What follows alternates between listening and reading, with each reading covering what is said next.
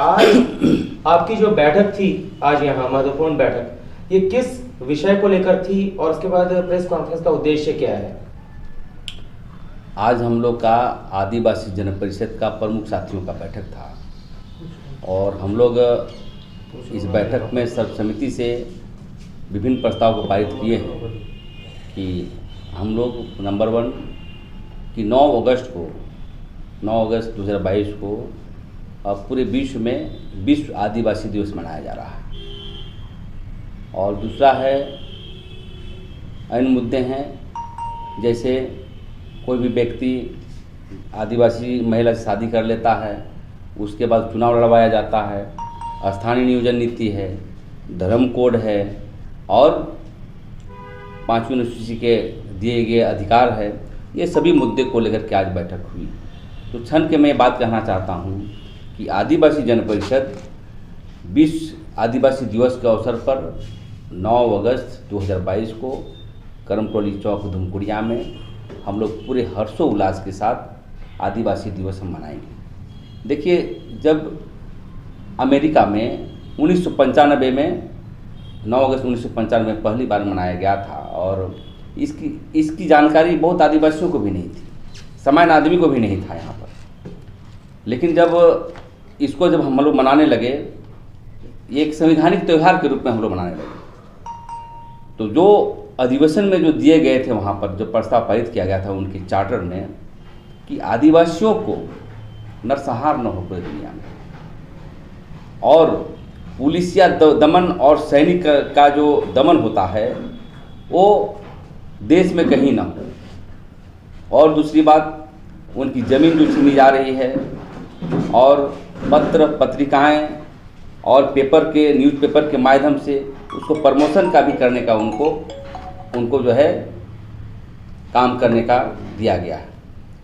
तो ये बहुत सारे चीज़ों को प्रस्ताव पारित करने के बावजूद भी पूरे देश में इस पर लागू नहीं हो रहा है। न बांग्लादेश में हो रहा है, न भारत में हो रहा है, न राज्य सरकार लागू कर रही है, कहीं भी नहीं कर रही है। तो इसी को एक त्यौहार, जो हम लोग एक संवैधानिक त्यौहार के रूप में हम लोग मनाएंगे हर्षोल्लास के साथ। और जो अधिवेशन में दी गई थी अमेरिका में और लागू करने का आदेश दिया गया था, उसको लागू करने के लिए हम लोग संघर्ष का ये करेंगे। तो उस दिन हम लोग आदिवासी उलगुलान महासम्मेलन का आयोजन करेंगे। अब पूरे हम लोग सांस्कृतिक कार्यक्रम भी होगा और विचारधारा से भाषणबाजी भी होगा और बाहर के गेस्ट भी हम लोग बुलाएंगे।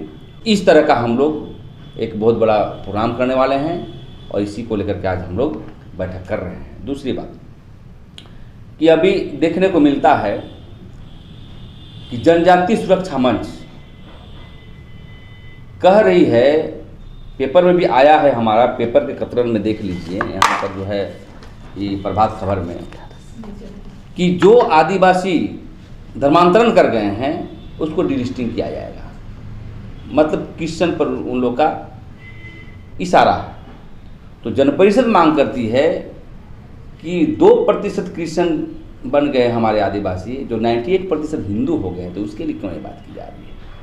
हमारा डिमांड ये है कि हम अलग परंपरा से मानते हैं, हिंदू मुस्लिम सिख ईसाई जो भी आदिवासी बने हैं, डिलिस्टिंग हो तो सभी का हो। लड़ाई की राजनीति यहाँ नहीं चलेगा कि एक हिंदू को छिपा लेंगे और क्रिश्चियन को शोषण करेंगे।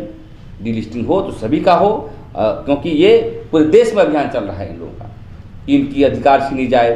भाई मैं तो मांग करता हूँ, संविधान में भी लिखा हुआ, संविधान प्रदत्त बात करता हूँ मैं, कि देश के संविधान में है कि जो रूढ़िवादी परंपरा को मानता है, पाहन पुरोहित से पूजा करता है, वही आदिवासी है। लेकिन हमारे लोग भूलवश, कोई हिंदू हो गए, कोई क्रिश्चियन हो गए, कोई मुसलमान हो गए, लेकिन आप रैली करके वोट की पोलराइजेशन के लिए आप कर रहे हैं, तो यहाँ नहीं चलेगा।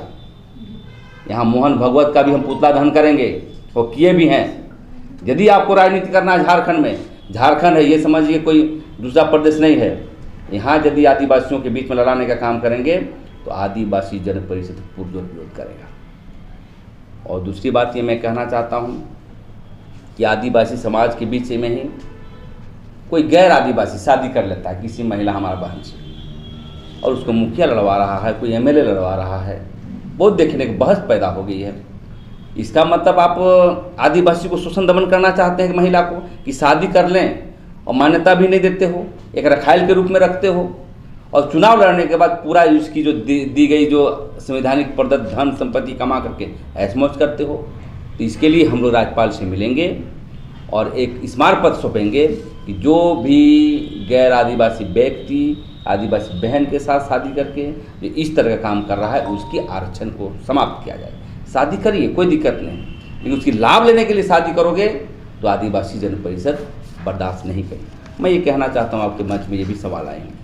हमारे मुख्यमंत्री साहब बहुत वाहवाही लूट रहे हैं कि हम नियुक्ति पत्र बांट रहे हैं, चुनाव हम जीत गए, ये जीत गए, ये जीत गए। अरे यार, आदिवासी मूलवासी के बुनियादी सवाल 21 साल से अभी तक आपने दिया नहीं। आप नियुक्ति पत्र बांट रहे हैं, क्या आप आरक्षण का निर्वहन कर रहे हैं? आपने स्थानीय नीति नहीं बनाई है अभी तक। हम कारोबार का आपने किया था कि आदिवासी मूलवासी को 25 करोड़ तक कारोबार में हम पैसा देंगे, आपने इम्प्लीमेंट नहीं कर रहे हैं, कोई संज्ञान नहीं है आपको। एक मोदी जी बोलेंगे 24 के पहले मंदिर बनाएंगे, आप बोलते हैं कि इलेक्शन के पहले बनाएंगे 1 साल। ये सब हमको आदिवासी को धोखे में रहने का काम मत करिए। हम तारीफ करेंगे आपको, अच्छा काम करिएगा तो। ये झूठा हम लोग का पुलिस करने से आदिवासी ठगाने वाला नहीं है। संघीय व्यवस्था में आप देख रहे होंगे, आपकी मंच आपकी मीडिया के माध्यम से भी देखा हम लोगों ने कितना आंदोलन किया, बीच में विधानसभा घेराव किए, कभी हम लोग मानव श्रृंखला किए, अब झारखंड बंदी बाकी है। तो ये बहुत सभी चीज़ों को लेकर के मुख्यमंत्री से आगाह करना चाहते हैं कि अविलंब इस पर संज्ञान ले, नहीं तो ये जो विस्फोटक है ना, ये रुक नहीं पाएगा। अब श्रृंखला श्रीलंका में देख लीजिए, जनता घुस जाती है। जब जनता पागल हो जाएगा ना, बहुत सीधे होते हैं, जनता पागल हो जाएगा तो किसी को नहीं बख्शता। तो ये सब मुद्दे को लेकर के हम लोग काम करेंगे। दूसरी बात, राज्य में हम मुख्यमंत्री से मांग करना चाहते हैं कि सभी धर्मों का न्यास बोर्ड है।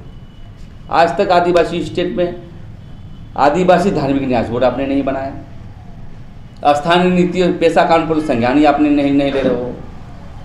तो ये सभी मुद्दों को लेकर के हम मांग करना चाहते हैं आपके माध्यम से यहाँ के मुख्यमंत्री को कि पेशा कानून हो, चाहे स्थानीय नियोजन नीति हो, यहाँ के आदिवासी मूलवासी के कारोबार का अधिकार हो, और सबसे भाषा संस्कृति को लेकर के आज हम देख रहे हैं जितने भी शहादत होते हैं, हम लोग जाते रहते हैं। बिरसा मुंडा के यहाँ कहीं गए, कभी सिद्धू कानू के यहाँ गए, चाहे यहाँ के मूलवासी और भी जो हैं शहादत हुए हैं, उसके परिवार कभी भी भीख मांग रहा है। लोग आपकी कोई चिंता नहीं झारखंड के संदर्भ में।